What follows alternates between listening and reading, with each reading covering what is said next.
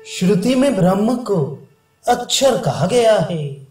इसका युक्ति युक्त समर्थन वेदांत दर्शन पहला अध्याय तीसरा पाद 10वां सूत्र। पहले प्रकरण में अक्षर शब्द परब्रह्म परमात्मा का ही वाचक है, क्योंकि उसको आकाश पर्यंत संपूर्ण जगत को धारण करने वाला बताया गया है। व्याख्या ये प्रकरण इस प्रकार है। गार्गी ने याज्ञवल्क्य से पूछा, याज्ञवल्क्य जो द्युलोक से भी ऊपर, पृथ्वी से भी नीचे और इन दोनों के बीच में भी है, तथा जो ये पृथ्वी और द्युलोक है, ये सबके सब एवं जिसको भूत, भविष्य और वर्तमान कहते हैं, वह काल किसमें ओतप्रोत है।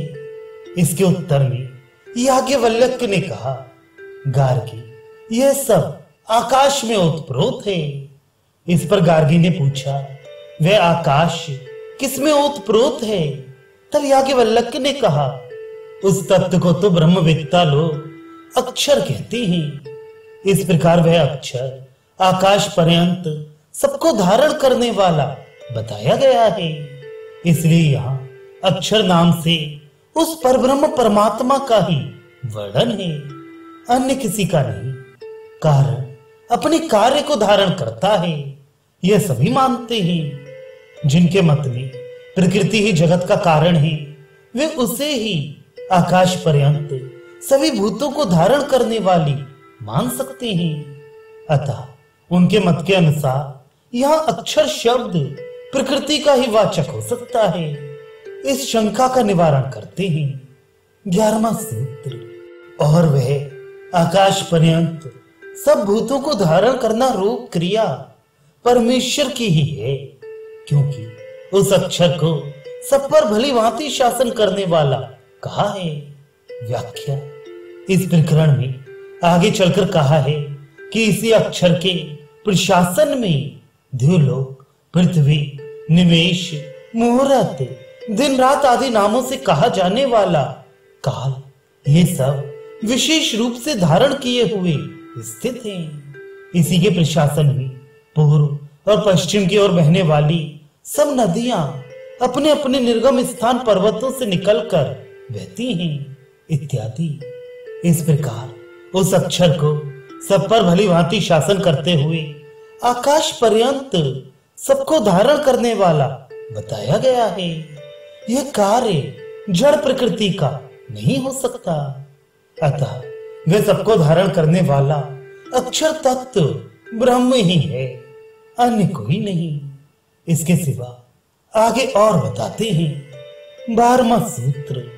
यहाँ अक्षर में अन्य प्रधान आदि के लक्षणों का निराकरण किया गया है। इसलिए भी अक्षर शब्द ब्रह्म का ही वाचक है। व्याख्या उक्त प्रसंग में आगे चलकर कहा गया है कि वह अक्षर देखने में न आने वाला, किंतु स्वयं सबको देखने वाला है। सुनने में न आने वाला, किंतु स्वयं सुनने वाला है। मनन करने में न आने वाला, किंतु स्वयं मनन करने वाला है। जानने में न आने वाला, किंतु स्वयं सबको भली भांति जानने वाला है इत्यादि। यहाँ इस प्रकार उस अक्षर में देखने, सुनने और जानने में आने वाले प्रधान आदि के धर्मों का निराकरण किया गया है। इसलिए भी अक्षर शब्द विनाशी जड़ प्रकृति का वाचक नहीं हो सकता। अतः यही सिद्ध होता है कि यहाँ अक्षर नाम से पर ब्रह्म का ही प्रतिपादन किया गया है। उपर्युक्त प्रकरण में अक्षर शब्द को पर ब्रह्म का वाचक सिद्ध किया गया, किंतु प्रश्नोपनिषद में ओंकार अक्षर को पर ब्रह्म और अपर ब्रह्म दोनों का प्रतीक बताया गया है। अतः वहां अक्षर को अपर ब्रह्म भी माना जा सकता है। इस शंका की निवृत्ति अगले प्रकरण में करेंगे।